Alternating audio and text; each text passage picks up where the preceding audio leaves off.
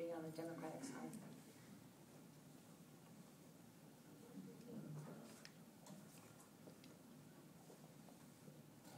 I'll take it without it.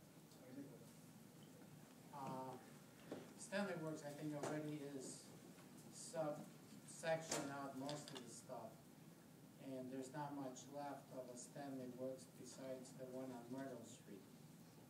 There's a lot of division that's just taking over. The office of Stanley Works is taken over by medical facilities, and you have a constructive workshop on the other side. And I'm not sure, I think there's electrical part supply on the others, on the Bird side. I am not sure how much of it is left. Any proposals from the other side? I'll give it a shot. Thank you. And thank you for hosting this evening.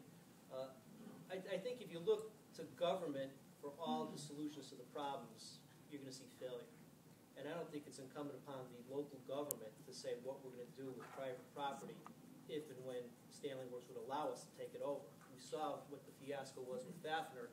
It took us almost 10 years plus guarantees from the state government and the federal government to clean up that environmentally hazardous site.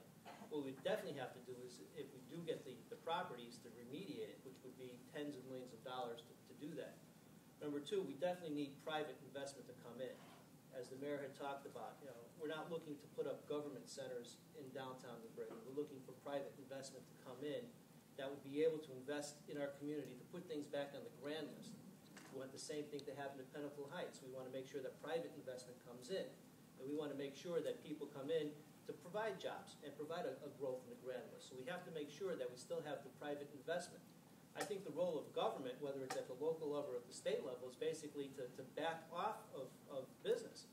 As a small business owner, I'm very disenchanted with the economy that we have, or lack of economy that we have in the state of Connecticut. Over the last year, we've lost over 7,000 small businesses, each averaging 6 to 7 people. We've lost 50,000, actually well over 50,000 jobs in the last year. Well, who gets the press? Pratt & Whitney. They lose 1,000 jobs, and it's bad that anyone has to lose a job. But if you take the perspective, we're not doing something right in the state of Connecticut. We're basically forcing businesses, big and small, out of the state of Connecticut. And they're leaving faster in urban centers like New Britain. So I think instead of offering incentives to have businesses come in, we should examine the overall tax policy to say, why are these businesses leaving? We should be drawing these in. We shouldn't have to offer incentives. Incentives means we're failing at our tax policy. We shouldn't have to offer incentives. We should be able to welcome businesses with open arms, because in fact they do want to come here. Now if they want to come to New Britain, well, what's in it for me as a business person? What kind of incentive can I get out of the state of Connecticut? What kind of incentive can I get out of New Britain, Connecticut? Because other states, I don't have to worry about the high cost of electricity. I don't have to worry about all the regulations that we have in the state of Connecticut. So I think in a long-winded answer, I apologize for that, I think we definitely have to make the environment more receptive to businesses, big and small, to help us out and get the private investment in our community, because we have to partner with businesses. We can't always rely on the government to do this, because a lot of times government's the problem, it's not the solution. Can I just follow that up with how would we market New Britain so the investors would want to come? What do we need to do? Well, I think we have to have a vibrant and aggressive Chamber of Commerce to help us. We have a liaison to the Chamber, Bill Carroll, who works directly for Mayor Stewart, to also entertain people who are interested in coming into the city of New Britain. So we do have some legs on the ground, feet on the ground, so to speak, to try to entice people to come in. But again, it's very difficult with some of the tax policies we have and some of the regulations that we have in the state of Connecticut, that once people say, okay, here you are, what can you do for us? A lot of times we're limited by finances. Sometimes we're limited by what we can do because of regulations within the state. So we have to be able to be aggressive with economic development, but it has to take a collaborative effort. It's not just the people on the city council, it's not just the mayor's office, but it's also the state legislature and the governor, that we all have to be working on the same page, because right now, as a small business person, people are leaving the state in droves, whether people, believe it or not. And they're voting with their feet, and they're long gone. They don't care about an election that happened last November or what's going to happen in the mayoral race come this November. They're already gone. So I think we have to get on the same page. And one of the questions about talking and getting together to work. My daughter just finished her student teaching, and she would come home drained. So, oh my God, it's me against 20 or 25 people.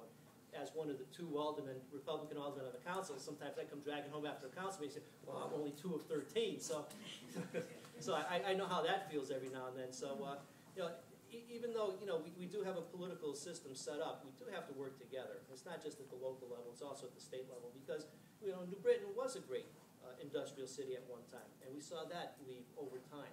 But I think we have to get that back. And with Pratt & Whitney closing its doors, you know that something is not working. And it's not just in New Britain, Connecticut, but it's statewide. Can I just add about the Stanley Works? Seeing as how you asked a question about it, we've been working with the folks at Stanley Works for the better part of the last 7-8 months on reutilization of those facilities. They've long sat dormant because of the environmental conditions that they know exist on those facilities. Once you start doing demolition or construction, you will end up having to do millions of dollars worth of abatement on those sites. They know that.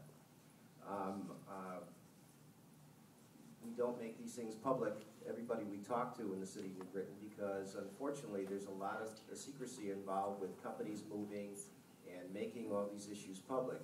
We've been working with Stanley Works, and the only viable means that they've had in the last 15 to 20 years on that site to create a whole new business entity that's going to occupy 2 of those facilities. And it takes an enormous investment to do so. We put this together through a green initiative that I've had for the last 7 months through CCSU and Dr. Drew Harris and a number of other folks in the business community, from Northeast Utilities to CLNP to CNG. We have representatives sitting down trying to assist these companies to make this happen. I can't tell you who it is because that would violate their rights, but this is going to happen, and it's actually going to be an investment on the city's part there to make this work. But in order to do so, it's going to take the willingness of a company that has been somewhat unwilling to make those things work over time, because pie-in-the-sky ideas just never materialize. So you will see something quite interesting probably in the next few weeks with respect to those buildings and their eventual reuse. But mind you, that those are old, aging facilities, and there's not very much one can do with that besides try to provide loft housing or small business entities, incubator-type entities like we did with CW Resources, which is not a Stanley Works building. It's owned by CW Enterprises. And their other facilities have been sold. So while those buildings on Myrtle Street may be vacant, they still have the building on the corner of Burritt that is occupied, and their hardware division, which is still operational and hiring more people back, and their headquarters is still in the city on Stanley Drive. So we have been working diligently over the last 6-7 months to provide an opportunity for that building that's going to be quite amazing for the city of New Britain to be engaged with.